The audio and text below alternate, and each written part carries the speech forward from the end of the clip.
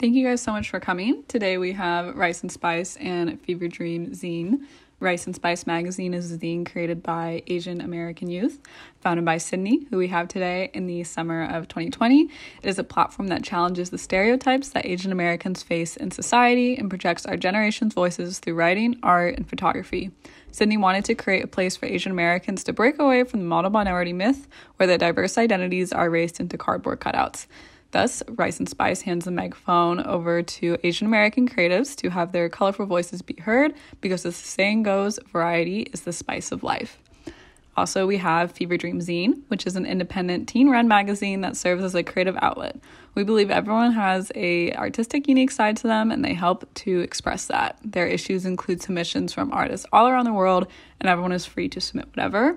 They currently have their second issue is up for pre-order, and Rice and Spice has an issue up for order as well. So if you guys want to go ahead and take it away. Okay, so to be honest, like when you start a magazine, I tell this to a lot of people that ask like how I should start one. Think about like what you're trying to communicate with everybody that follows you. So try saying like if you find this magazine yourself, like try thinking of someone else's perspective. If you find it yourself, what are they communicating to you? Like what do you like find a home in them or something like that? So yeah, that's pretty much like what you're trying to do with a magazine. And with like logistics of it all, just make sure how to figure out like if you're gonna print or if you are gonna do it digitally, or if you're what is it called? I totally forgot. What like platforms you're going to use for like Instagram or TikTok or stuff like that, and how you're going to do submissions and how like everything's going to work.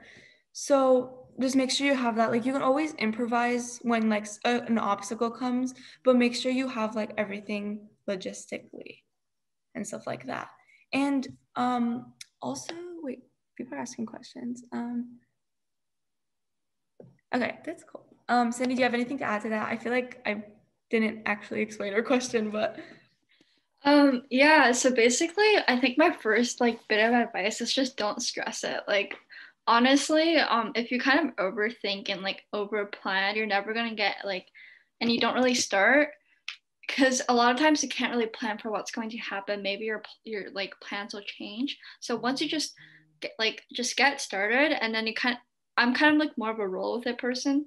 So then that's kind of my advice. And I think for actually starting, like Angie said, the first goal that you should probably meet is just kind of forming some sort of mission. So like and like deciding who your audience is and like what you want to get out of like creating a zine.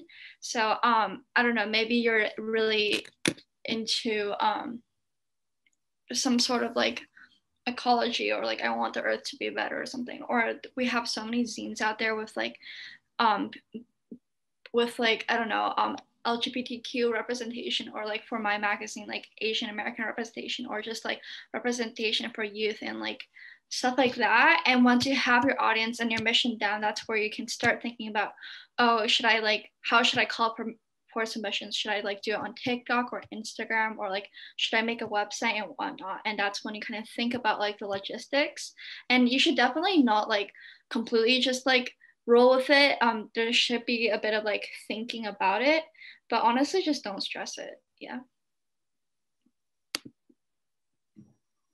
what's been the biggest learning experience so far? I gotta think about this one. Oh my goodness. I think, to be honest, is like how like the world actually works, because the our second issue was about perspective. So reading all these poems and all of these like art submissions that we got and looking at them, like it helps me gain like a perspective of how like all these artists portray their world in their art. So it really, to be honest, it made me really happy that like people are actually like finding a home in us, that they're sharing their experiences and perspectives in their art and showing it to us to put in our magazine. So that is the biggest learning experience. So yeah, I don't know if like that kind of answered the question. What about you, Sydney? I mean, I've learned like a lot, I guess. I think definitely there's more the logistical side where it's like, oh yeah, like how do you I don't know, how do you get something printed, or like how do you learn how to manage Instagram and like TikTok, or like how do you create a website. There's so many skills that come with it that I never thought I would have to learn, or that like that I could like learn. And I think that's been a great growing experience. But in general, for me, it's just like, besides managing time, because we're still in school, right? It's really about like just being part of that community is so like, it's been such a great experience for me. Whether it be in like the creative community as like a larger whole, or in the zine community, or even just my Rice and Spice team in general, I think I've been able for the past couple months to meet like so many different people, and they're all like pretty young, maybe like teens to like 30 something, and it's like getting to see their work and like hearing about their experiences has just been so incredible. Because the first thing is that like you can see these people like really just creating change from like I don't know, through photography, or through like writing, or through like being an editor or something. And also the second is just that being like in media and being in like publishing in the creative fields is such like a hard line of work. Because like, especially nowadays, like you're taught in school like, oh, like you're not going to create money out of that, or like that's not something you should pursue. But like you should do something more like money making, or like pursue something that's not in the arts. But like seeing these people who, you know, they just wanted to, so many people who just kind of follow their heart and like follow their gut and like do what they love, and like are able to kind of create like a love out of that. I think that's just been such like an incredible like learning experience. And like I'm really glad to be like this part of this community.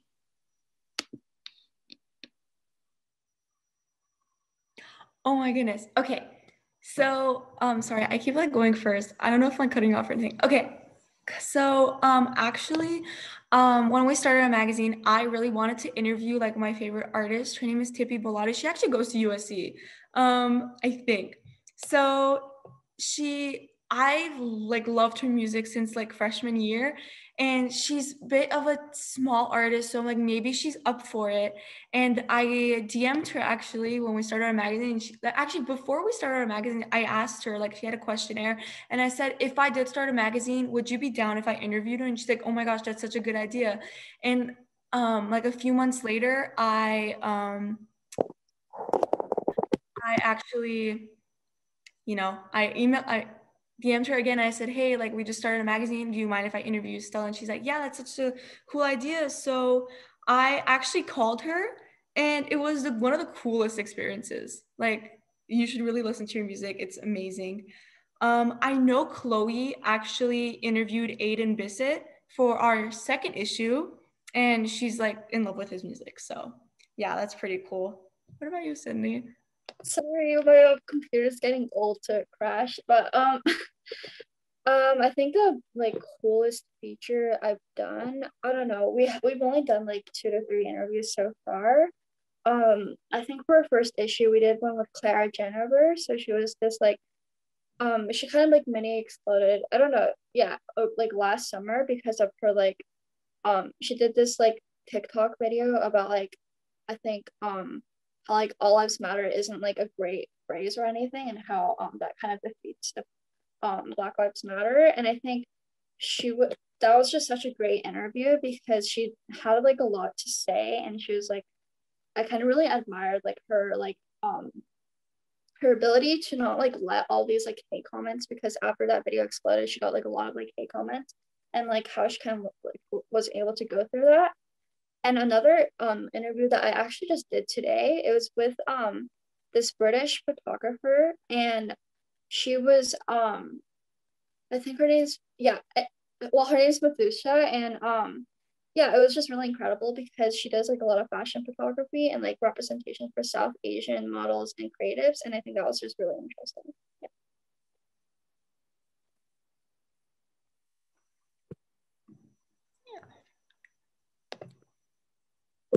So you guys maybe want to talk a little bit about kind of your content curation process and how you kind of came to the aesthetics that you both have. Okay, Sydney, you can go first because I love your aesthetic. Thank you. For content curation, it's definitely I think at first Rice and Spice's team was a bit bigger, like 20, 30 people, because like at first we didn't get as much submission. So we just kind of like used Instagram, I guess, and to have people like apply, and then they would like create stuff like monthly. So that's how we kind of had content curation in the first place. And then once we started growing bigger, there's more submissions. And I think TikTok definitely helps with that. So like yeah, and then also people just would tag us and stuff. And I think one thing that definitely helps is just reaching out to like photographers or like creatives or artists and writers and whatnot. But that's how like Rice and Spice started at first. So it was just really like DMing, like, oh, I'll see this person's work and I'll like try to DM them. And sometimes they won't respond, but for like a big part they do. And I think that's like how it kind of got content creation in the first place.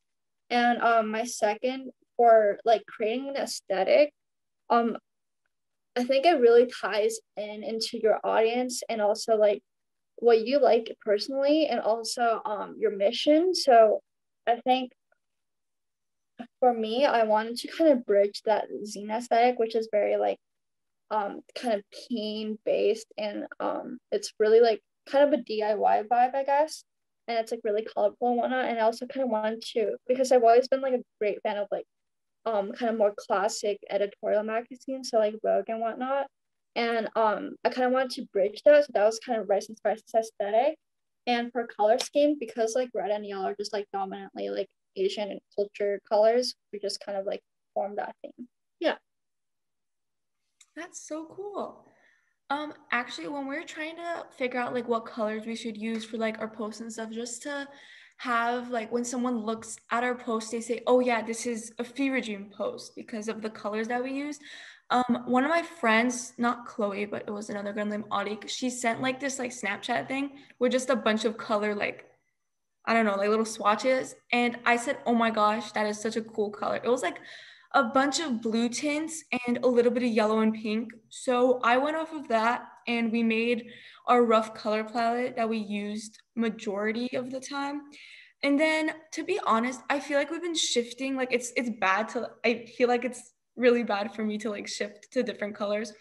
But I tried adding more pop colors and more like a rainbowish vibe because the colors that we were using before were really like dark and like I don't know, kind of bland. So what I'm trying to use in like all the graphics and like our issues is oh, you're so cute. Okay, oh gosh, I lost my thought. When I when we start designing our issues, want people to look at it and be like, oh my gosh, like this is such cool colors, or like it brightens their day, you know? So it's trying to, yeah, that's basically it. And for content curation, usually, to be honest, my content creation is super random. Like we would have a playlist like one day, and then 2 days later, we would have like an interview with an artist.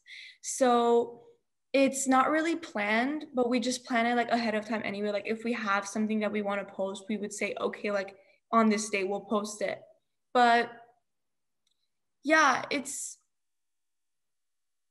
pretty much so. And what Sydney was saying about contacting other like photographers and artists, don't be scared to. Like I really had like a message that I sent to like 20 to 30 of them until like Instagram blocked me from sending any more DMs saying like, oh my gosh, we love your work.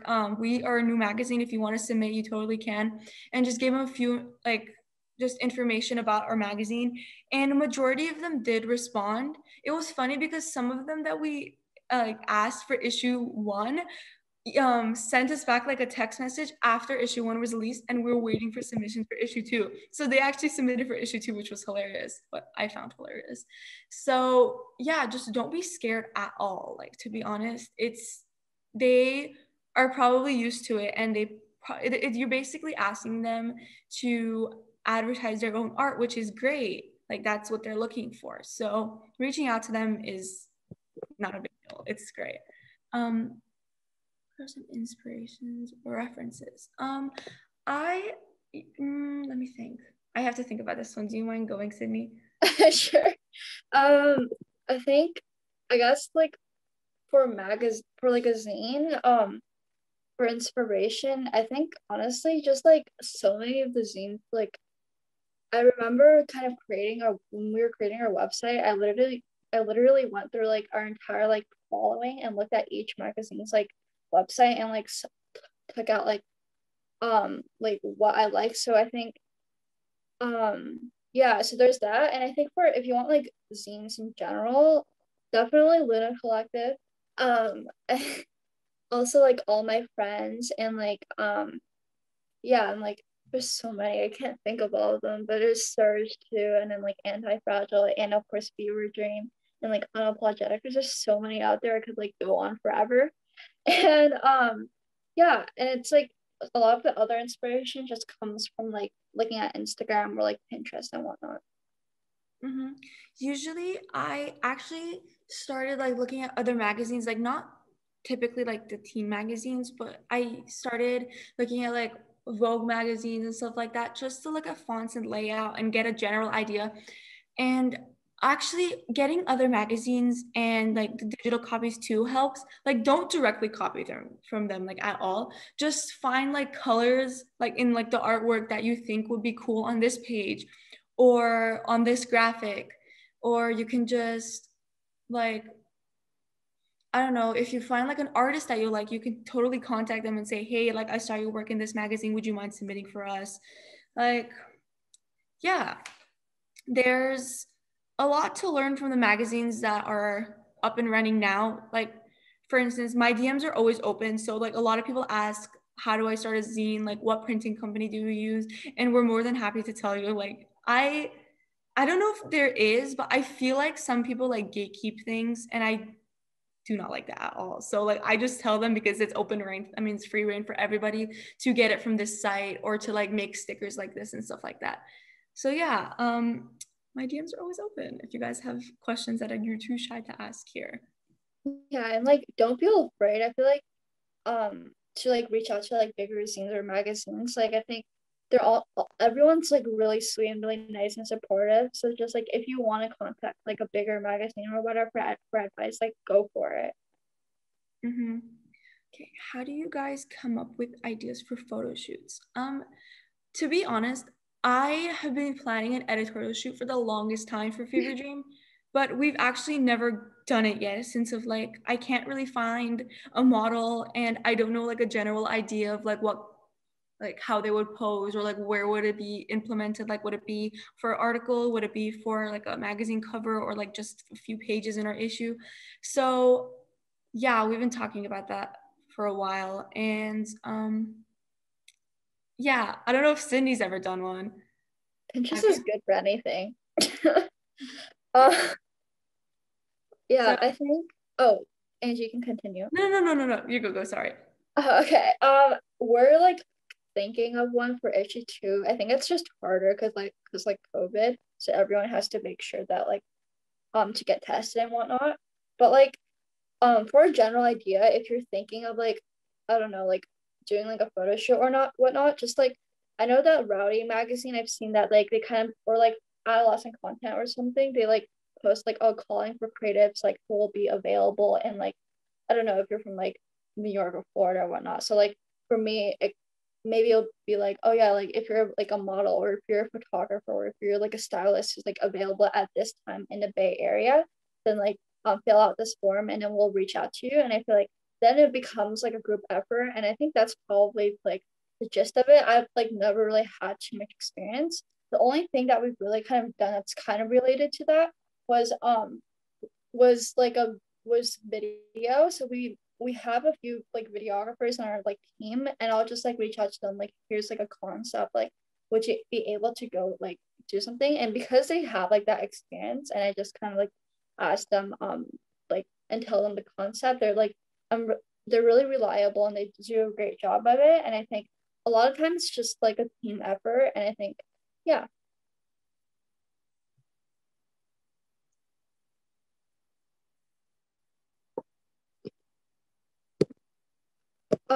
For video projects, I think we have like we've done like two or three. Only one's been published. It's this it's called immigration as a key making process, I believe. And for that one, it was a video that paired with a writing submission. I thought it looked really good as like a video. So I reached out to our videographer, Sora, and she was like, "Oh yeah, like this sounds cool and like I can do something with that." And honestly, that one and like she's incredible. Sora's amazing and she ended up making like a video with her sister and like they kind of recorded like making tea and whatnot, but like as this kind of a symbolic thing. And yeah, that was kind of like the video concept. And what was the second question? Oh, okay. Angie, do you want to go do this one? For Rita's question? Yeah. Oh, yeah, let me just read it. Okay, so basically what we did is we used InDesign. So I don't know how to explain it for like Blurb and stuff, but I feel like Blurb does it for you, like the whole printing process. But you need to look at the website you're printing with to see if like what certain like bleed you have, which is like when you cut the page, it doesn't have like a really tiny white line. So it looks like it's spreading across the page. So you need to like look at that. And what we did, we used Printing Center USA. So we just put how many pages the magazine has, what kind of paper we want, and you just put the PDF and like it does everything for you. I think Printing Center USA also has like a design. I've never tried it, but you can like design a magazine on their website, but I don't know if it's reliable. Like, you know, it might not have a lot of like features that other programs have, but that can be a last option for you. So yeah, there's websites that print it. You can also go locally. I know a few magazines that like help out local businesses, but over here I did not find any that we could afford at the moment, so we went online. So yeah, there's also Mixum or something. I don't know what the word is. I don't know how to pronounce it. But yeah, you can also use them too. They seem really reliable and they seem really great. I don't know if that answered your question, but yeah, Sophie uses Mixum. Yeah, I think Mixum like I think it's like I don't know what was the word for it. It's like good for an environment. It's environment, yeah, it's like friendly, whatever. And I think for us, we also use Printing Center USA, and they do like they're really reliable. And if you like call them or whatever, if you have like a question, they respond really quickly, and yeah, they're pretty good. And Yeah. I don't know the quality though. Ours are coming on the 70s. The quality is amazing actually. Like I know I don't know, like when we got it, I was so surprised of how good it looked. Like it was really surprising. So actually wait, I was gonna say something I totally forgot. Um I'll probably think of it later. So yeah, dude, printing a magazine though, like once you get it in the mail and you look at it and say, wow, like I actually made this, it is such a good feeling.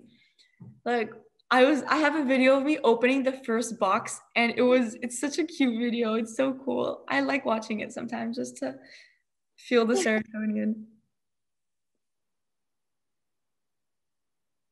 Okay, I don't think we have holographic stickers, but we do print them. I know, oh wait, the glitter ones. I think you're talking about the glitter ones. Okay, so we use them on Sticker app. It's like a website, and you can add like a border on the sides, and we use the glitter stickers.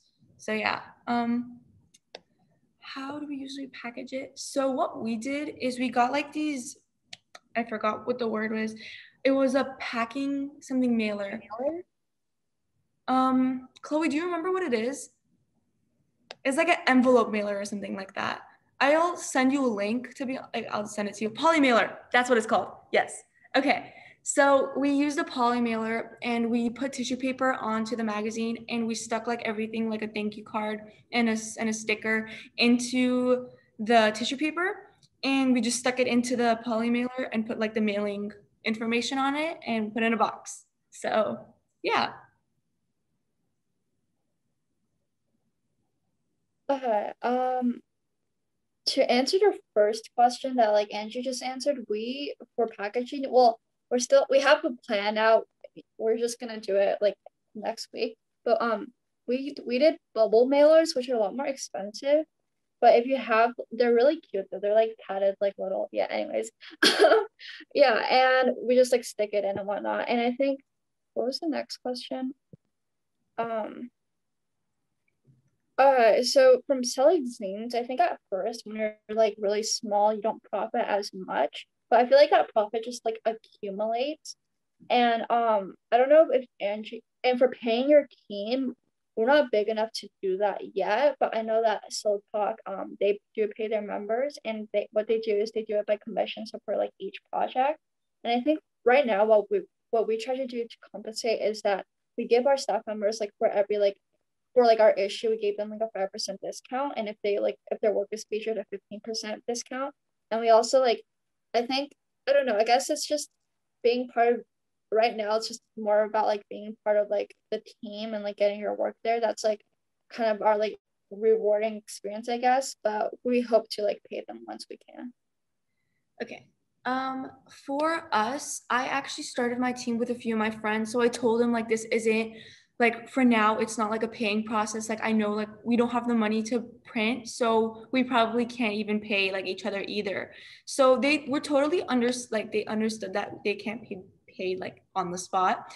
So if you're gonna have others that you don't know apply for like team applications, just let them know like how your payments are going to work. Like just say like right now, or like don't really say like right now we can't pay you, but just say like this job doesn't it doesn't there's no profit in this job. So like just make sure that it's a whole like voluntary process.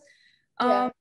And right now we did make a lot of profit for issue 1, and that's because like a lot of people bought it. But just make sure that the place that you're printing with, like at like a certain amount of reasonable pre-orders or orders, you'll break even and get like a little bit of profit. Because I don't know about Sydney, but I actually borrowed money from my parents because like I don't know, they actually let me, and it was really weird. But yeah, I'm blessed to have parents that actually let me borrow money from them. And we paid them back once we got to the point where we can. And yeah, that's basically it. So just like don't impulsively buy like the magazine. Like let's say you have like 200 followers, like don't buy like 1,000 magazines, because even there's a possibility of you all selling them. Just like make sure that you have, I don't know, like pre-orders are such a good idea, to be honest. If you do pre-orders and you know how much you're gonna get, like how many people want the magazine, just get it with that certain amount of like things, so you don't like over buy the magazine, you know? I don't know if that answered your question, but don't be nervous about like your team not like saying like I want to get paid. Just make sure that they know it's a voluntary process at first, because you guys are an upcoming business, you know? Yeah, and for that, you can for us like we on our application form we just like specify like just be aware that like we're not like we're all volunteer, and I think for our form we have like at the end like, oh, I agree to like the terms and conditions that like I won't be paid and whatnot, and that it's all a voluntary process. So Yeah, because like to be honest, I went into the magazine knowing that like I just wanted to create a place where artists can submit things. I didn't like do it for the money. So I think that if you're going to sorry, I think if you're going to like have others like apply for the job, you probably need to have they need to like have like the same passion as you. Like they're not doing it for the money, but they're doing it for like the artists out there, and they're doing it for their like they're using their artistic and creative abilities to communicate something. So yeah, that's really important. and Annika, or I'm not, sorry if I'm butchering your name. I think if you don't have like friends who like are willing to do it with you, or like our team is like I only have one team member on my team that like I know in real life. So like there if you can't like find people that you know like IRL, you can just like, I don't know, if you have like an Instagram platform, you can just put it out there, and you you'll be able to find people who are willing to kind of be part of the mission and who are just as passionate about it as you. So yeah. Just make sure like it doesn't have to be any of your friends. You can, well, I'm kind of like stating what Sydney said, but you can like always put like a Google form out there and just like state your mission and then just have them apply for it. Cause I know a lot of magazines like didn't know any of their team members, but now they're like really close friends. So yeah, that is fun. Sorry, my mom just. If anyone else has any questions, feel free to drop them in the chat. I don't know if either of you have questions for one another, or if we're ready to kind of wrap up. It's up to you guys. Actually, I do have a question for you. Where did you get the bubble mailers? Because I think we're gonna switch as well. Oh, Amazon, like they're kind of expensive, but they're like really cute. So yeah, I can send you a link later. Okay, thank you. Sorry, my mom just came home, so it's kind of loud. Okay, thank you. Because like we were getting like, I don't know, I sent a magazine and I feel like it's getting like damaged in the poly mailers and I feel really bad. So I wanted to get a bubble mailer just in case so it would not get damaged in the mail. So yeah. If you guys have any questions, you guys can say it in the chat. Otherwise, if you guys are too like shy to put in the chat, that's totally fine. You can, our DMs are always open. Like I'm always on my phone, so I'll totally text you back. But yeah. I can't wait till if you guys are like gonna start a magazine. I can't wait till you guys start it. Just send me the ad. I'll 100% follow you. Ooh, that's a good idea. Yeah. Oh my gosh. So yeah, thanks for the idea, Jade. That's a pretty good idea. Oh, you're so sweet. Oh my god. Okay, I like recognize your name. I think you bought a magazine from us, and like, thank you so much. You're so sweet. You're cute. Ah. Cool. Well, I think that's all we have. Thank you guys so much. Yeah, snaps to that chat. Like, it is really nice to talk to other women that are passionate about this stuff. And I think this is such a special community we all get to be part of, and totally on the same page. Like, no gatekeeping here. Like, I feel like we're all on the same boat of like, we're just here to bring one another up.